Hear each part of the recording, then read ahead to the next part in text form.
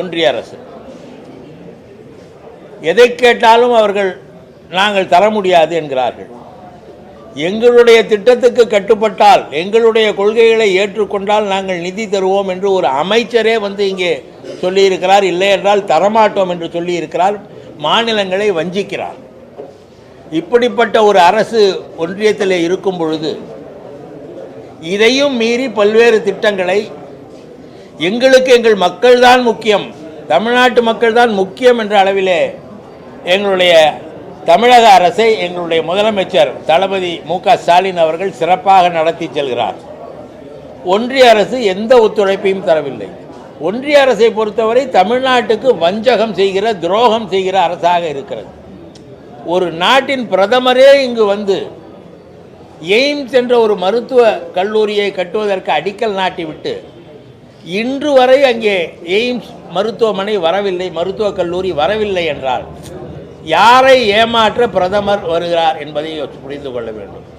பிரதமர் எப்பொழுது வந்தாலும் எங்களுடைய மக்கள் எல்லாம் இவர் இந்த முறை எதை சொல்லி ஏமாற்றப் போகிறாரோ என்கிற எண்ணத்திலே இருக்கிறார். அந்த அளவுக்கு ஒன்றிய அரசு தமிழ்நாட்டின் மீது தங்களுடைய வெறுப்பை காட்டுகிறது. தமிழர்களின் பெருமையை சொல்லக்கூடிய, தமிழர்களின் தொன்மையை சொல்லக்கூடிய கீழடி ஆய்வை ஏற்றுக்கொள்ள மறுக்கிறார்கள். தமிழ்நாட்டுக்கென்று எந்த திட்டத்தையும் வழங்குவதில்லை. தமிழ்நாட்டுக்கு ரயில்வேயில் இவ்வளவு தந்தோம் என்று சொல்கிறார்கள்.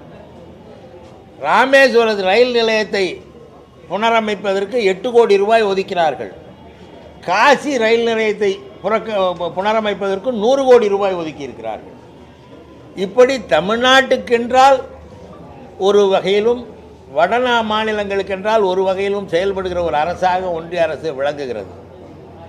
எல்லாவற்றிலும் அப்படித்தான் இருக்கிறார்கள்.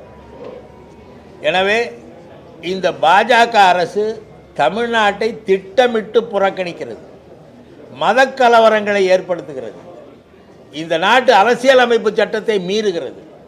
இந்திய அரசியலமைப்பு சட்டம் பிரிவு 25 என்ன சொல்கிறது என்றால், மனசாட்சிப்படி நடந்து கொள்ளும் உரிமை, எந்த மதத்தையும் பின்பற்றுவதற்கான உரிமை, இவற்றை இந்த இந்திய அரசியலமைப்பு சட்டம் வழங்கி இருக்கிறது. அது அடிப்படை உரிமை, ஃபண்டமெண்டல் ரைட்ஸ் என்று சொல்வார்கள். அந்த உரிமைகளை ஒன்றிய அரசு, இந்திய அரசியலமைப்பு சட்டம் வழங்கி இருக்கிறது. ஆனால் அதை மீறி இது ஒரு மதவாத நாடாக மாற்றும் முயற்சியிலே ஒன்றிய அரசு இருக்கிறது என்றால், அரசியலமைப்பு சட்டத்தை மதிக்காதவர்களாக அவர்கள் வழங்குகிறார்கள்.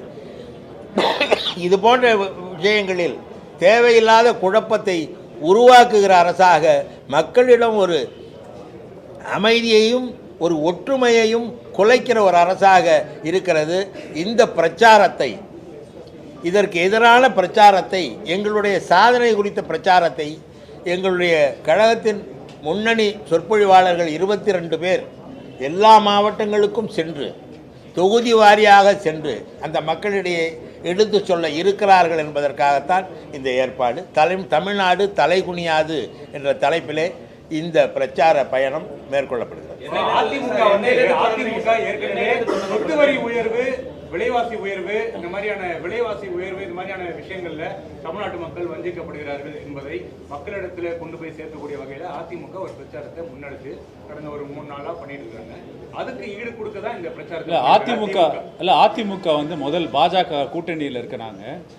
ஒன்றிய அரசோட லோக்கல் பாடி எலெக்ஷன்ஸ் ஆக்ட் படி ஒவ்வொரு லோக்கல் பாடிஸ்லையும் நீங்கள் ஏன் வந்து ப்ராப்பர்ட்டி டேக்ஸ் ரிவிஷன் ஏற்றலை, நீங்கள் ப்ராப்பர்ட்டி டேக்ஸ் ரிவிஷன் பண்ணாதான் நான் உங்களுக்கு உள்ளாட்சி அமைப்புகளுக்கு நாங்கள் ஒன்றிய அரசு நிதி வழங்கப்படும்.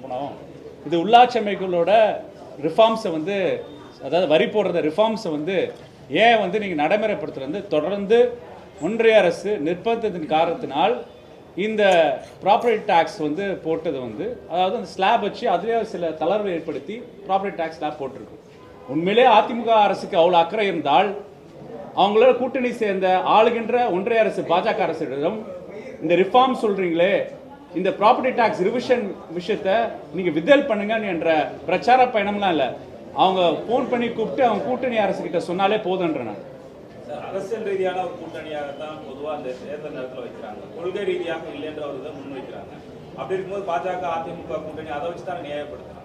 இல்லை, கொள்கை ரீதியாக நிர்வாக கூட்டணி. இப்போ யூபி அரசாங்கமும் இல்லை திமுகவும் காங்கிரஸும் கூட்டணி இருந்தாங்க. அப்போ காமன் என்ட்ரன்ஸ் எக்ஸாம்ஸ்னு சிஎம்டின்னு ஒன்று ப்ரொவைட் பண்ணாங்க.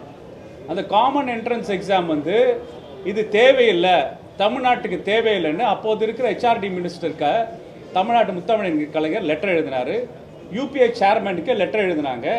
அப்போ தான் எந்தெந்த மாநிலத்துக்கு இந்த காமன் என்ட்ரன்ஸ் எக்ஸாம் இருக்கலாம் வேணான்னு அந்தந்த மாநிலம் முடிவெடுக்கப்படும் சட்டம் நிறைவேற்றினாங்க.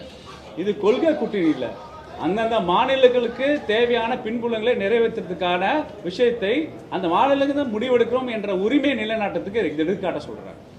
அண்ணா திராவிட முன்னேற்ற கழகம் என்று பெயர் வைத்துக்கொண்டு அண்ணாவின் கொள்கைகளுக்கு எதிராக ஒன்றிய அரசு நடக்கும் பொழுது அதை கூட கேள்வி கேட்க துணிச்சல் இல்லாதவர்கள் அண்ணாவின் பெயரை ஏன் பயன்படுத்துகிறார்கள் என்பதற்கான விளக்கத்தை மக்களிடம் சொல்ல வேண்டும். மாநில சுயாட்சி என்பது மாநிலங்களுக்கு அதிகாரங்கள் வழங்கப்பட வேண்டும் என்பதெல்லாம் அறிஞர் அண்ணா அவர்கள் சொன்ன கொள்கைகள். மாநில அரசு என்பது மொழி வாரியாக பிரிக்கப்பட்டு அந்த மொழியையும் அந்த மொழி சார்ந்த கலாச்சாரத்தையும் காப்பாற்றுவதற்காக அந்த காலத்திலே பிரித்திருக்கிறார்கள். எல்லா மொழிக்கும் ஒரு பண்பாடு உண்டு, எல்லா பண்பாட்டுக்கும் ஒரு மொழி உண்டு என்ற அடிப்படையில்